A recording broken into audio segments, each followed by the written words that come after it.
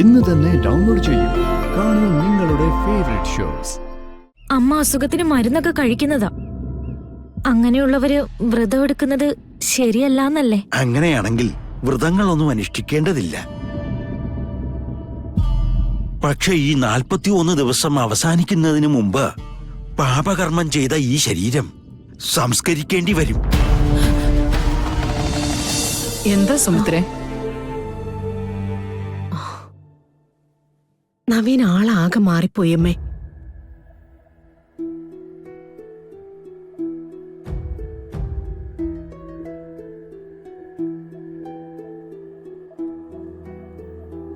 ഈ വിവാഹാലോചനയുടെ കാര്യം നവീൻ ആദ്യം വന്ന് പറഞ്ഞത് അമ്മയ്ക്ക് ഓർമ്മയുണ്ടോ?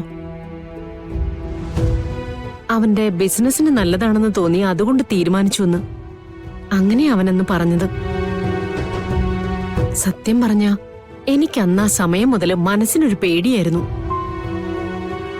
വിവാഹം കഴിഞ്ഞാലും അവൻ അങ്ങനെയൊക്കെ ചിന്തിക്കുമോന്ന് ഓർത്തിട്ട്. പക്ഷേ ഇപ്പൊ കണ്ടോ, ഗാഥയോട് അവന് എന്തൊരു സ്നേഹോ. ഗാഥമോൾ അവന്റെ മനസ്സിൽ അങ്ങനെ കയറി കൂടി കഴിഞ്ഞു. എനിക്ക് മനസ്സിലാവുന്നുണ്ട്. ഈ പൂജകളൊക്കെ ഭംഗിയായി കഴിഞ്ഞിട്ട് നവീനും ഗാഥയും സന്തോഷത്തോടെ കുടുംബജീവിതം നയിക്കുന്നത് കണ്ടാ മതി. അതങ്ങനെ തന്നെ നടക്കും. പക്ഷെ ഏറ്റവും കൂടുതൽ ശ്രദ്ധ വേണ്ടത് സുമിത്രയുടെ ഭാഗത്തു നിന്നാ. അവര് രണ്ടുപേരും കുട്ടികളാ. ആചാരങ്ങളോടോ അനുഷ്ഠാനങ്ങളോടോ നമുക്കുള്ള ഭയം അവർക്കുണ്ടാകണമെന്നില്ല. ഗാഥമോളുടെ കാര്യത്തില് എനിക്കിപ്പോ സംശയമില്ല. പക്ഷേ നവീൻ എന്തെങ്കിലും അവിവേകം കാണിച്ചാല് അമ്മേ, ഞാനൊന്ന് സൂചിപ്പിച്ചെന്നേ ഉള്ളൂ. ഈ വീട്ടിലെ മറ്റാരേക്കാളും നവീനെ ശാസിക്കാനുള്ള അധികാരം നിനക്കാ. നീ പറഞ്ഞ അവൻ എന്തും കേൾക്കും. അവൻ എന്തെങ്കിലും കുസൃതി കാട്ടിയാ ഒന്ന് വിലക്കണമെന്നാ ഞാൻ പറഞ്ഞത്. പൂജയ്ക്ക് വേണ്ടിയല്ലേ അമ്മേ, ഞാൻ പറഞ്ഞോളാം അവനോട്. എങ്കിൽ പിന്നെ നീ ധൈര്യമായിട്ടിരുന്നോളൂ. നമ്മളെല്ലാവരും ആഗ്രഹിക്കുന്ന രീതിയില് സ്നേഹമുള്ളൊരു ജീവിതം അവർക്ക് രണ്ടുപേർക്കും ഉണ്ടാവും. കാരണം അത്രയ്ക്കും ഐശ്വര്യമുള്ളൊരു പെൺകുട്ടിയാ ആ പൂജാമുറിയിൽ ഇരിക്കുന്നത്. അവള് നമുക്കെല്ലാവർക്കും ഐശ്വര്യം ഉണ്ടാക്കാൻ വേണ്ടി വന്നതാ, സംശയമില്ല.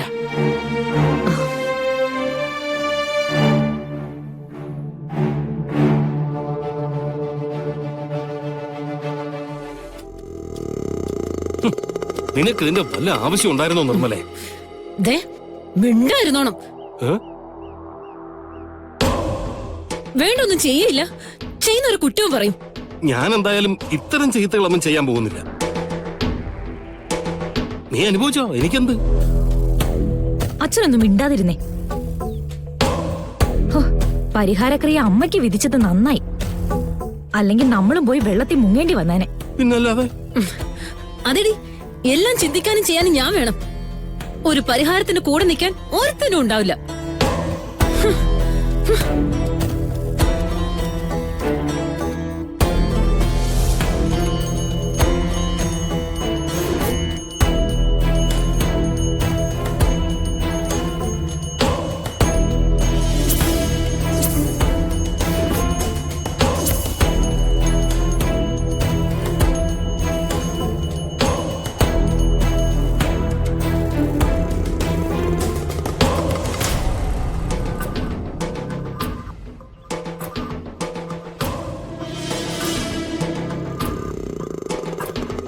ആദ്യം ചെയ്ത തെറ്റിന് മാപ്പപേക്ഷിച്ച് നാഗദൈവങ്ങൾക്ക് മുന്നിൽ ഏത്തമിടണം.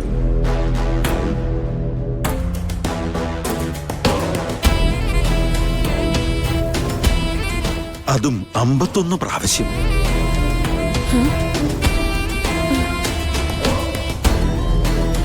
നാ തുടങ്ങിക്കോളൂ.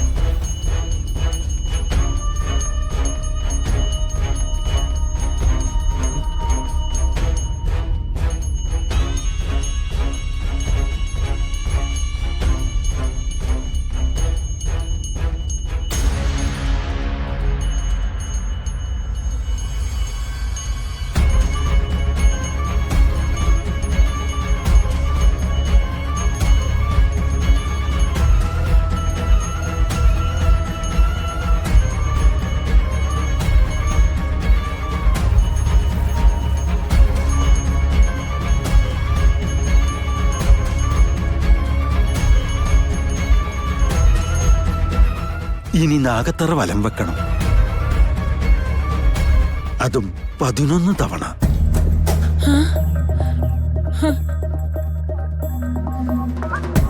അത്രയ്ക്കൊക്കെ വേണോ തിരുമേനി? സംസാരം വേണ്ട, ശിക്ഷയുടെ അളവ് കൂടും. നിർമ്മലേ, ചെയ്തോ ചെയ്തോ.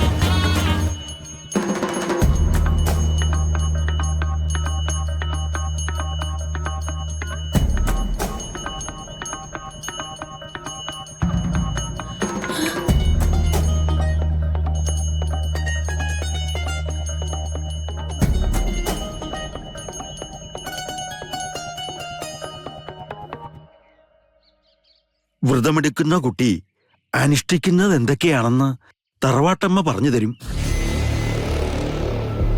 അതിലൊരു വിട്ടുവീഴ്ചയും വരുത്താൻ പാടില്ല.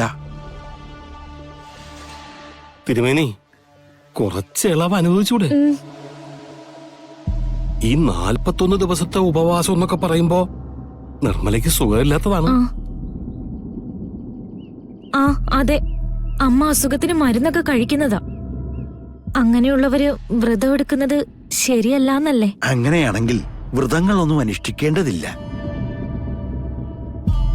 പക്ഷെ ഈ 41 ദിവസം അവസാനിക്കുന്നതിന് മുമ്പ് പാപകർമ്മം ചെയ്ത ഈ ശരീരം സംസ്കരിക്കേണ്ടി വരും.